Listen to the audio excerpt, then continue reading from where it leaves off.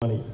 And so then when we realized we could make the math work, then we said we should totally make it so it's not 18 to 64 with a separate plan for people on Social Security.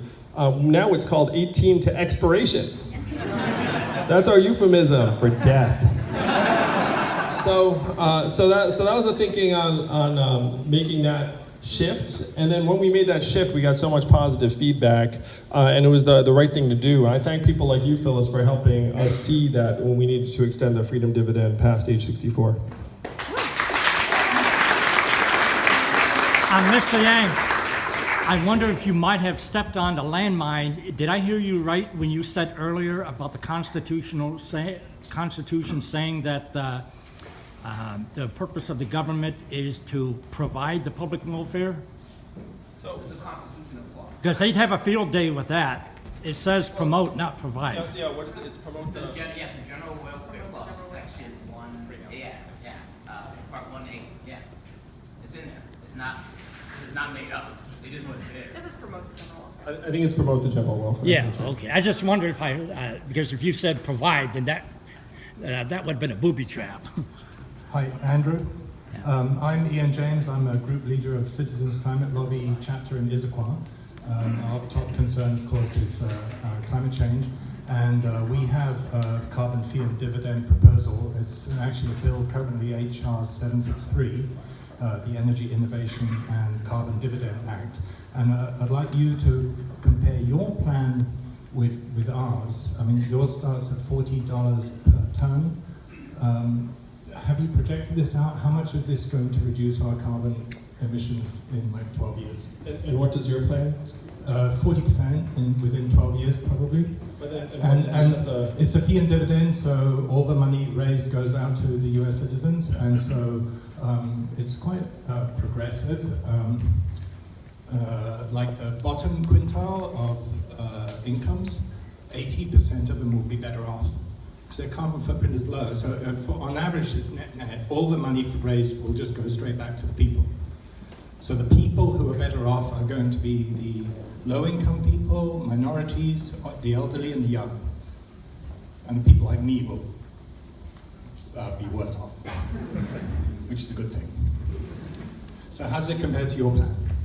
You know, I'd have to take a look at the plan that you proposed here, Ian, but it sounds like they're very, very similarly aligned. It's a bill. It's a bipartisan bill in Congress right now, HR 763. It's in, this is a bipartisan bill. It's being considered by Congress right now. I don't think it's up for a vote anytime soon, but it's being co-sponsored by many congressmen. You know, when we were looking at our proposal, we were basing it upon some of the proposals and legislation that's already out there.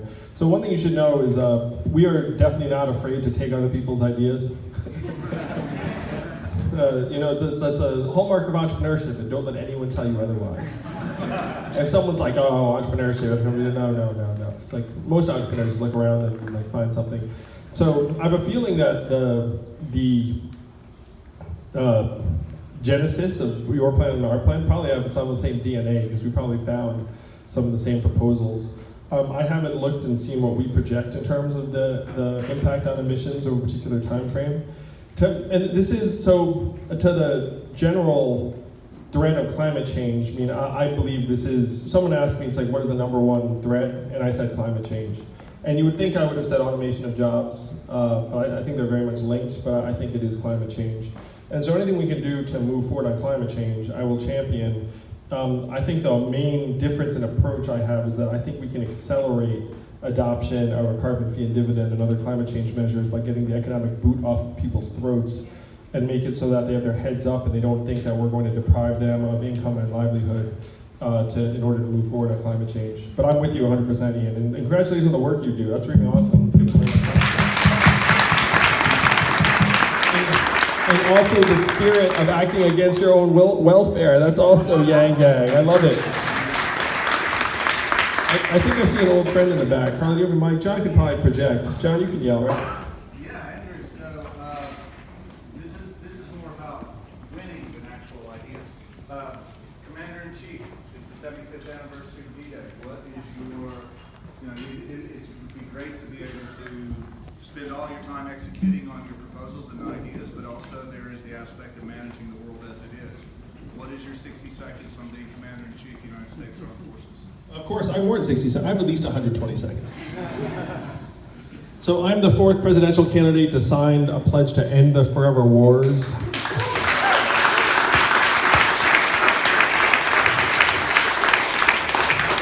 We need to get the power to authorize war into the hands of Congress, where it belongs in the Constitution, and where it resided before 2001, when all of a sudden the executive branch started being able to do whatever it wanted in this space. And I actually think that there should be a rule that if the American people are behind and Congress is behind it, then that's a different story, and then you have to at least consider it. But even then I would propose a rule that if Congress declares a military intervention, one adult child of Congress should go along with them.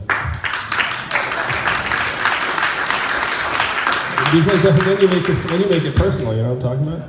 Yeah. They look around. I think there are something like 400 or 500 adult children in Congress. So they look up and they go, well, you know, it must be the right thing to do. And then if the American people and Congress get behind it, then it's something, obviously, I mean, that's where the Constitution puts the authority. But generally speaking, I think we need to be much more restrained and judicious in our role in the world. I think we need to become much more multilateral, rebuild our partnerships and alliances, become a trustworthy partner again. And part of that is related to how we're doing at home. Where if we're falling apart at home, we end up with Donald Trump as president, then we have a very erratic management of our alliances. Then if we get stronger at home, then we can project a more steady, reliable foreign policy that's also much more realistic about what America can and can't do abroad. And one thing we've proven ourselves to be very bad at is nation building. And so the first thing we have to do is we have to become good at nation building right here at home.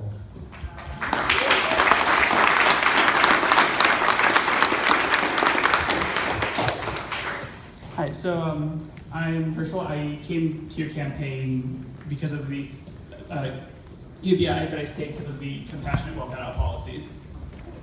So a lot of your ideas, the one that comes to mind is ranked choice voting, will involve a lot of states buying in. Do you have any plans on how to convince states that might be resistant based off the fact that you have a D next to your name? Other than withholding funds and basically holding uninvolved people hostage by doing that? Well, thank you, Herschel. It's a great question. I'm very passionate about the need for ranked choice voting. Because if you look at so there are a bunch of interrelated problems with our democratic machinery. The big problem is that we've been overrun by money. And so the solution is to give every American $100 that you can give to any candidate and make it so that people actually feel like legislators fund to them and not moneyed interests. Then relatedly, if you have ranked choice voting, then you actually improve the range of candidates and make it so it's not just the incumbent has a massive advantage, and that voters like yourselves are always like, oh, I can't quote unquote waste my vote, and so it's always, you end up with like, I mean, how many of you had this experience where you look up and you say, I have to choose between the lesser of two evils, right? And so if you had ranked choice voting, then you could actually express your true preferences and it would shift our politics over time. That does not answer Herschel's question, is how the heck you make this happen? And so the answer to me is that you try and rally people around this pro-democracy movement. I think there are now dozens of organizations that are doing work. I was just with Lawrence Lessig in New Hampshire. And I think that, I'm not sure, but I think that many Republicans would be open to this too, because it's not intrinsically left-leaning to have people's preferences expressed. And this is something that we really have to bridge a gap for, is that it can't be that people on the right are literally against like a functioning democracy. Like that I know some of them are, but some of them I'm confident you can reach. And another underrated component of all this is in order to have a functioning democracy, you need functioning local journalism. Because if you have 1,200 local newspapers go out of existence because they don't have any revenue source from classified ads anymore, that's actually terrible for democracy. And that's in the numbers, where if you don't have a local paper, then you get less informed, you just start voting your party, and voting becomes much more polarized. So to me, that's a federal responsibility. We have to support transitions to more sustainable models of journalism in communities around the country. And it's very doable. You can actually have a nonprofit paper that's sustainable, it's just not gonna be a big moneymaker.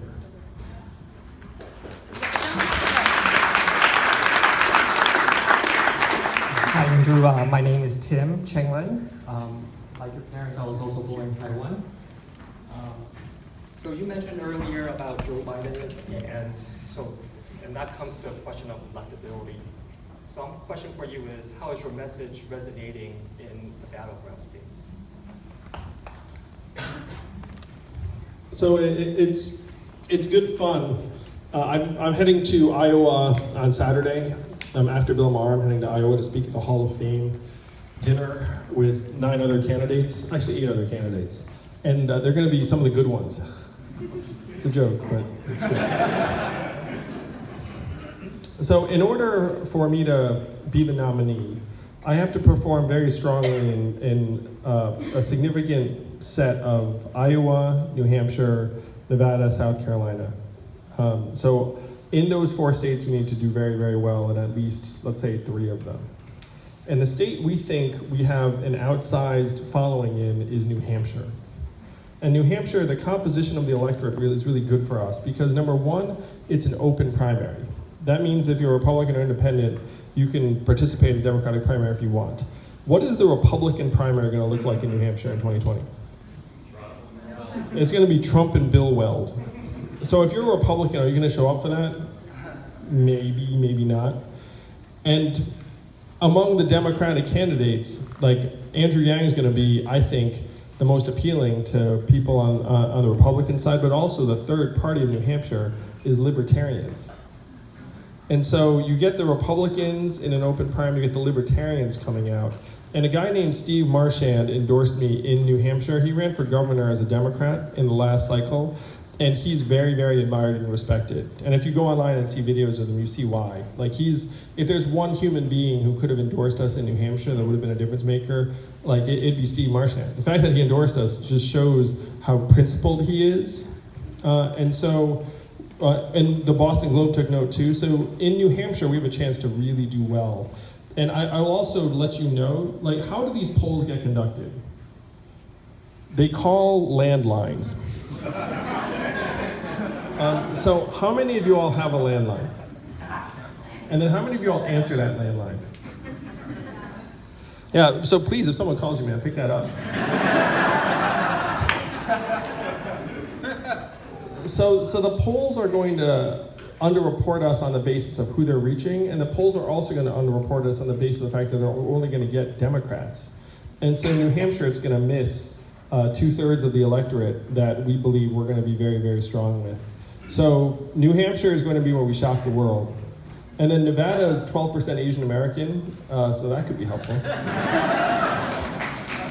Okay, And Nevada's right after New Hampshire. So if you map out 2020, Iowa's the first, New Hampshire's the second, and then there's a week after New Hampshire where New Hampshire is front page news the whole week, and then it's Nevada, and then it's South Carolina. So that's where we make history. we're going to do one more clapping, and then we're going to do one more question, but then there will be time, folks, to come up and talk And to then it's Andrew. selfie Yeah, time. selfie time. So I have, oh yeah, oh, and we have a group selfie we want you to take first. Zach will come up and take it with the group. So it's going to go to Nick. Oh, wait, let's find out, Nick, or it's Who's like, graduated from high school. all right, let's do Nick, and then let's have a woman wrap it. Oh, I feel like I was I've got a looking lot for of women. dudes. I was looking for women. So All right, right behind Right Nick. So there? Nick and then her. all right, great. Here's Nick. I'm Nick. Thank you for coming.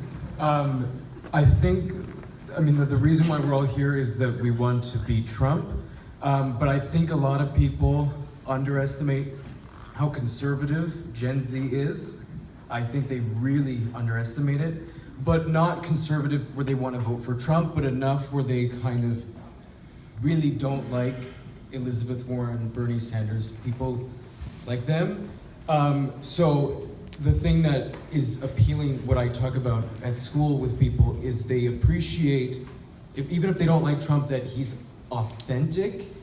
He feels more gritty than some of the other candidates. And I'm curious what, either your strategy, your plan, because what I'm scared is that in 2020 we're gonna have, I want it to be you, a candidate who is so sound on policies, but then Trump voters in middle America are they're gonna see the candidate and they're gonna see Trump and they're just gonna choose the candidate who they think is more aggressive or they feel gritty. So like, what is your like plan to handle that then? Thank you for that, Nick. I think it's really insightful about Gen Z. So I'm going to let you guys lean on also on sort of the inside track of the campaign plan. So we need to get to 2% in 4 polls after June 28. And then after we get into those 4 polls, then the Democratic Party is stuck with us for quite some time.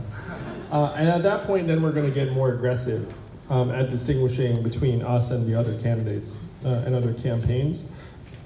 And I believe that we can maintain a level of humanity and authenticity that people will gravitate to. And part of it is by being, frankly, a little bit more forthright about what distinguishes us from some of the other folks in the field. So if I become the nominee, they're gonna have, like, Trump as one version of quote-unquote authenticity, and then they're gonna have a much more positive version of authenticity, and I have a feeling we know who's gonna win that.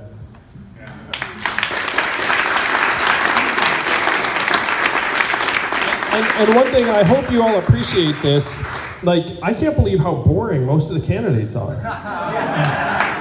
So one of the things we're trying to lean into is humanity and humor. So I hope you guys think that's the right way to go. In fact, they're so boring that I think you'd agree that the other candidates all sound, once you just listen to Andrew Yang, like Charlie Brown's teacher. And that was the quote I gave the Telegraph. So. Thank you for that. That's a good quote. But mine isn't necessarily woman-oriented, so I'm sorry I don't defer to a female. But I am a 60-year-old female at this hour. And I wondered what you might be talking about on women's issues when you go on Belmar. I've seen 2,200 Belmar panels, and I'm really excited about tomorrow, Save Your Voice. And you have a good panel with Chuck Blow and Katie. And are you going to be able to stay for overtime so that you can talk to them? I know you have to go to Iowa, but... Yeah, so we will stay for overtime. Yay! Okay. And I'm doing the interview up close, so I'm not sure it's going to be so much women's issues, because it's going to be like the sit down and talk about me in the campaign. I think you all have a sense of where I am on women's issues. And I didn't realize that overtime was necessarily oriented toward those sets of issues. I haven't actually watched much overtime. We can work it into the discussion, but you get to talk to the other and they use your humor. Anyway. Oh yeah, no, but I'm so glad you're excited. You've actually just made me more excited for overtime, because I went to the team and I was like, hey, am I sticking around for that thing after? And then everyone's like, yeah, you really should. So now I'm doing it. Wow, it's another Joe Rogan? I mean, it's going to blow up. Okay. Oh, wow, no, thank you. You made me more excited about it. But do you have a sense of where I am on women's issues? I think that we need to try and improve the lived experience of all Americans, but we know that women are more likely to be abused and exploited by employers and in relationships, and having economic security would help millions of American women be able to improve their own situations. And so the freedom dividend is one very, very big part of it. Protecting women's reproductive rights. I say that men shouldn't even be involved. So I say frequently men shouldn't even be involved in those decisions. I think women should decide for themselves what to do with reproductive rights. And then so one woman then challenged me, was like, well then, will you appoint Supreme Court justice, will you protect? It's like, heck yes I will. There's nothing in the Constitution that specifies the number of justices. And so if it's necessary, and actually if you look at it, I know it sounds kind of aggressive and court packy, but I'm convinced this is actually just a better way to go. That one, you should have 18-year term limits for Supreme Court justices, so we're not... It makes no sense to be hyperventilating if an 85-year-old has a cold. You know what I mean? But right now that would be a rational thing to do. It would be rational just to try and create bubble wrap. So one, 18-year term limits, so it's more regular and less of a firestorm. And then two, I think Germany has 21 justices, so when someone comes off the court, then it's not as big a deal. So if you increase the number and create term limits, then we can make it less fraught and more modern and less political.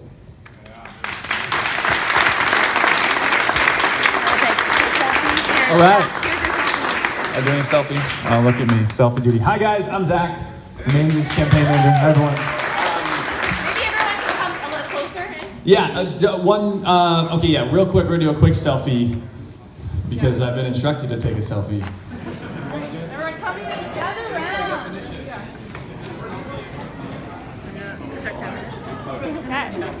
right, 1, 2, 3. Say Yang Gang on 3. 1, 2, 3. Yang Gang! Woo! Oh no, video. Oh yeah.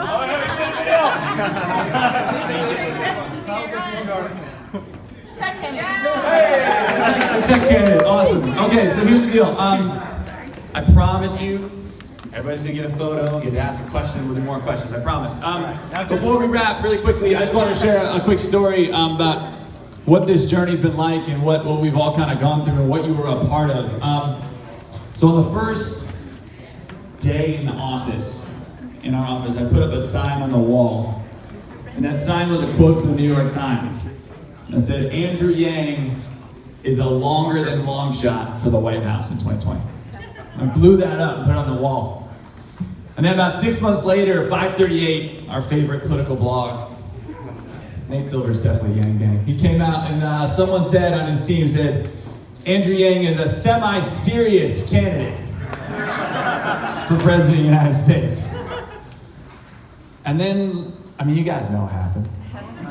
We hit 65,000 door support, everybody else. We started polling at 1 to 3% in the early states. We're gonna hit 130,000 dollars. We're gonna smoke that thing. CNN put us in their top 10. This guy's up, and it's all because of you. And why? What's happening? People are tired. They're like you and I, and we're not politicians. We're just people, and we're sick and tired of the nonsense, the noise. And how about a policy that actually helps everyone? How about a politician that actually cares about everybody else? So that's what we're doing. That's what you're part of. So the master plan is this, guys. I hate politicians always asking for money, but I'm very serious. We need money. So in Q1, we raised $1.7 million. Our plan in Q2, where we're at, is to raise $3.5 million. We're tracking just shy of 3. That's where we're tracking right now. So we need to get up, and we need your help. But this is the why behind it. I want you to think about this. Andrew Yang, polling at 2%. No one knows who he is. This guy comes in out of nowhere, raises 1.7 million in the first quarter, and then doubles it in Q2. I now know what the press freaks out about. They will freak out about that. They will freak out about that. So we need your help. So Dylan, the beautiful man with his beautiful blazer right there, if you can get your friends together, any sort of innovative fundraising ideas, please bring it to him. We take money from everybody. That is a good person. Man, Do you take money from the Russians? But we take it in $19 increments, guys, $5 increments, $1 increments, whatever you can.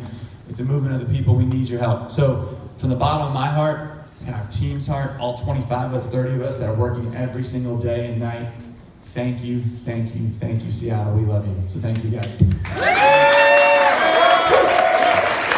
So how's it going to work?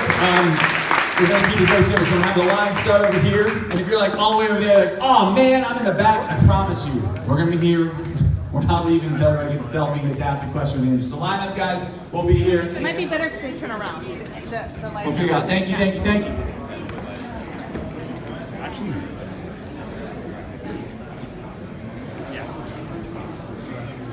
Here we go. I'm not sure we'll get there, right? Let's do that.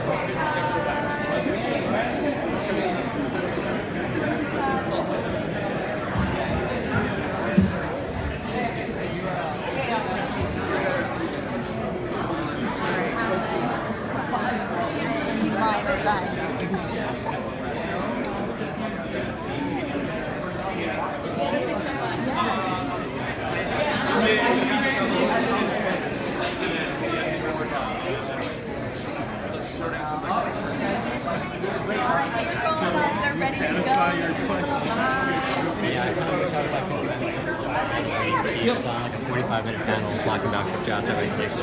My team members were there. Yeah. You don't appreciate the yoga. I have another question.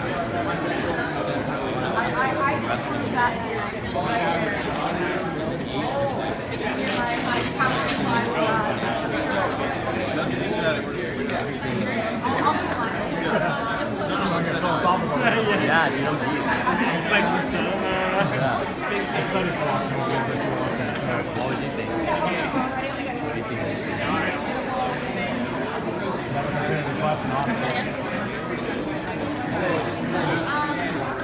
Like, I have one other question.